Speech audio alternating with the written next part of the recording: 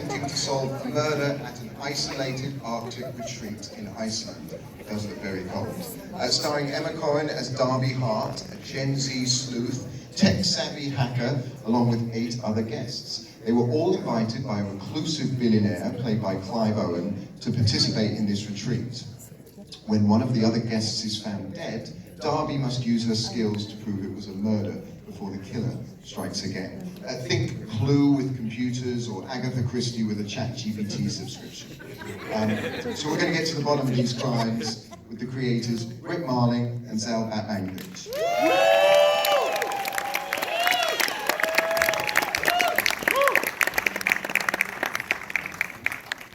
Before we get into it, let's watch a clip.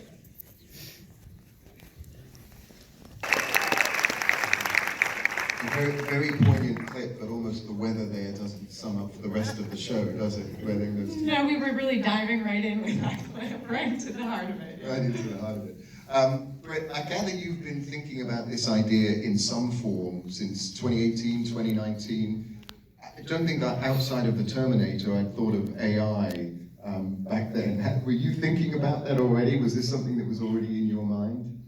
You know, it's funny, we really were. We had some friends who were in that space, and we were interested in writing a story about a young woman who's an amateur sleuth who gets invited by a tech billionaire to his, secretive retreat. And we had some friends who had been on experiences like that, where you just get this invite, you show up to a coordinate, it's a tarmac, you get on a plane with a bunch of strangers, you don't know where you're going, you land and oh, everyone's so willing to surrender to the largesse of the billionaire, but what are the billionaire's intentions and what's going to unfold there? And so in the early days, we talked about it being a billionaire who was doing AI, and a lot of our friends at the time would be like, oh, AI is so far away. Don't do that. Do Mars, do this, do that, do the other thing, but don't do AI. It's going to take such a long time.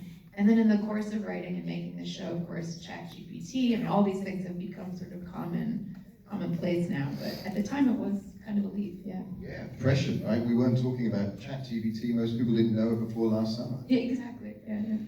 Were you aware of ChatGPT while you were writing this show? Was that something that you... Well, we had a friend who gave us early access to a beta version of ChatGPT, and when we actually put a scene or an idea for a scene into ChatGPT, and we were like, how would you write this? And it did a version of it, and it was like laughably bad. So we were like, oh, everybody was right. This is a really long way away. But of course, the thing about technology is exponential. So in the gap of that, which was about a year, then the version that we all know went public, and it had made significant improvements from the one that we messed around with, yeah. Did you put that script back into it to see if it improved? We haven't touched it. I wouldn't blame you given how the show ends. Emma Corrin plays Darby. Did you watch The Crown and think, Princess Diana would make an excellent hacker/coroner? No, but what's preternatural about Emma Corrin, what still blows my mind, is that Emma and Diana could not be more different in the way they look or carry themselves, but Emma became Diana. It was like on a mercurial level, and it's just a phenomenal thing to witness. And I was sure that after 6 months of shooting, I could go back and watch The Crown and see Emma's tells when watching the Diana scenes, but I watched them right after shooting, and that was someone completely different than Darby and someone completely different than Emma. It was Diana there. GQ said, you're bringing back hacker cool. Darby is the coolest hacker since Angelina Jolie, has acid burn. That's not a bad thing to say. Not bad at all, no. You guys, you created the OA. Yeah.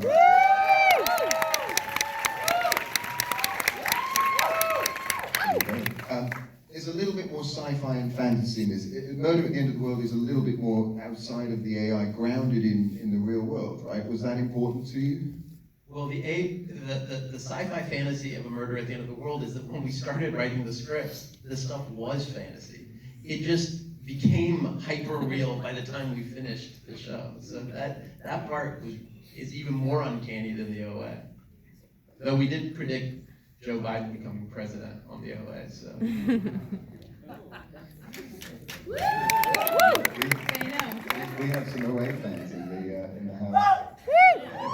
Okay. Love y'all.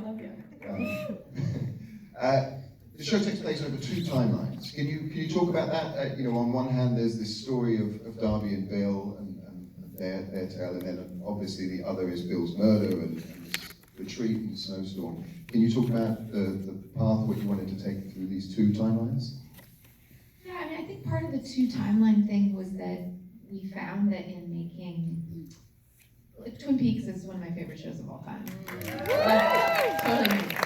And one of the things I find when we're watching a murder mystery like that is, it was like, okay, well, what if Laura Palmer, could you make her the detective? And can the audience get on board with that? Like a young woman who's like an ingenue.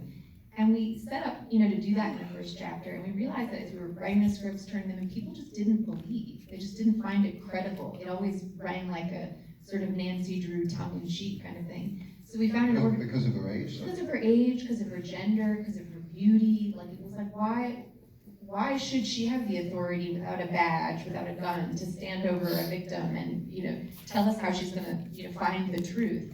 And so we had to keep going back into the past, basically, and telling her origin story as the coroner's daughter, as a young woman in these chat forums, doing amateur sleuthing, that she banked her 10,000 hours, so that by the time you're meeting her in her early 20s, she really has credibility and authority.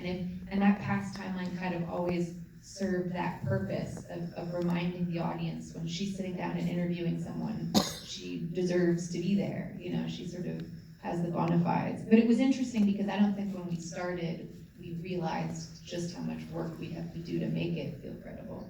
Essentially, one of those timelines is backing up why she's able to succeed in the second timeline. Yeah, and I think the other thing is, another goal of ours is to try to make kind of hot-blooded mystery. I love mysteries, but they can often be quite cerebral and clinical. We wanted to make something that had all the feels, and another aspect of that was, I think, going back in time and showing her relationship with the victim.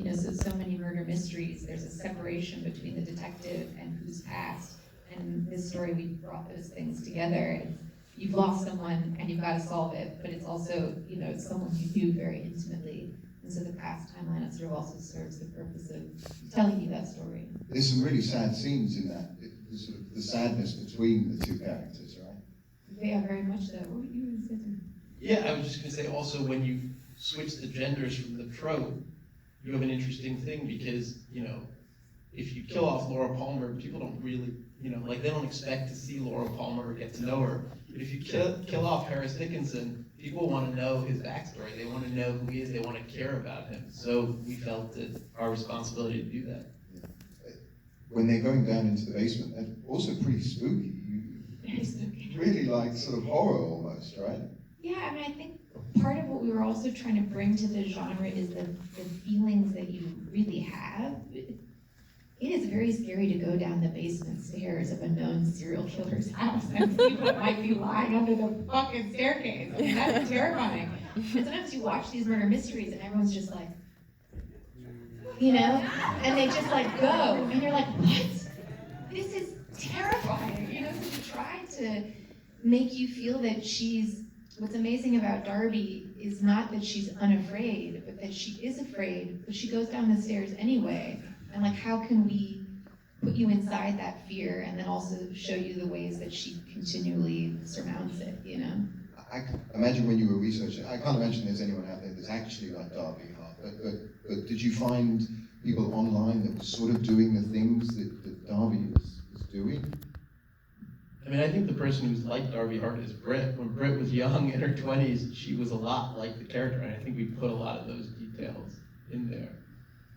Still waiting for my opportunity to go down the basement. Okay, so when you say that it's a lot like Brit, are we talking in terms of being online? Are we talking about going into scary men's houses? What are we looking at here? Good questions. When I first met Brit, I was amazed that she felt that anything was learnable.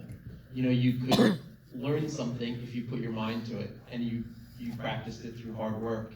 And I hadn't grown up thinking that things were possible, and it was meeting Brit when I was 20 that taught me that things were possible. So, when we moved out here, and I wanted to be a director, and Brit wanted to be an actor, no one was giving us those jobs. And so Brit was like, well, we'll just teach ourselves how to screenwrite. And I didn't think that was possible, but over 3 years in the different various public libraries around LA, on nights and weekends, we taught ourselves how to screenwrite, and that's really a testament to Brit. And I think Darby has that ability where she feels self-possessed. And I actually know a lot of young women who are like that, but you don't see that on screen. And so that was really important, I think, to Brit and to me to put that on screen. And Emma did a great job of embodying that person. Very nice. In addition to writing this, creating this, you also star in this. You play Lee, you play Clive Owen's wife. How do you find those two things? How do you find being in this as well as creating this work? Challenging, which is why on this I really wanted to take the time and space to direct, and so I was like, I can't be in every scene, which was one of the great pleasures of the OA, was being in it all the time, but it was also really hard to show, create, and write and be in almost every frame.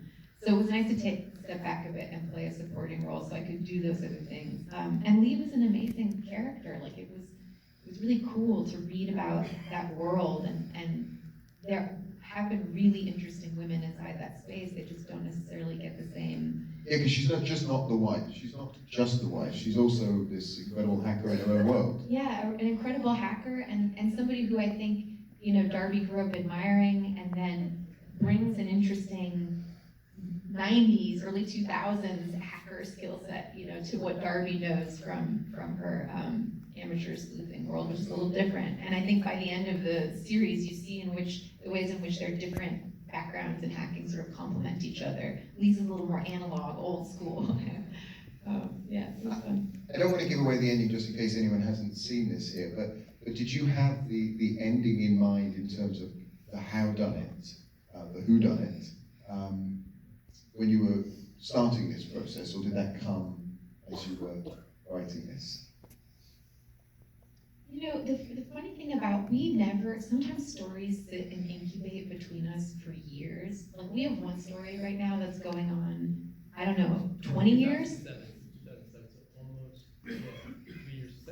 17 years of incubating between it, and constantly it evolves, and we tell each other different pieces of that story, and things happen in the world where we're like, that is useful for this, and we never sit down to write something until it has a beginning, middle, and end. Because I really think you don't know what a story is until you know its ending. And so with this, we had been interested actually, since we were working on OA2, we were really interested in the idea of this world, the tech billionaires retreat and the characters that might populate it. And we thought we might even fold that into the second part of OA, but it just hadn't matured yet. And then when the ending of the story came to us, we were like, that's a story we need to tell, and we need to tell it now. And it kind of jumped in the queue of stories. There were like 7 other stories we wanted to tell before it, and then the ending came, and we're like, okay. And then it was just its time, I guess. It's interesting because when we pitched the story, we had multiple offers to make it. And then the Amazon executives called our agent and was like, we're just checking, did the AI do it? Because we can't buy it if the AI did it. But, wow, okay. I know it's labeled as a mini-series, labeled as a limited series, but as far as I can tell, Darby, Lee, and Zuma are still alive. Have you thought about the second murder at the end of the world? I suppose it's possible, yes. But we have to wait again for a good ending. We try to never, telling stories is so hard, and it's only become more challenging, and it is such a big apparatus that you have to get up, and so many people involved, that we always try to make sure that we really feel like we have something to say, and that those characters are the best characters to articulate it. But who knows? because we've also learned what it's like to leave a story unfinished. Well, look, on that note, please. Brit,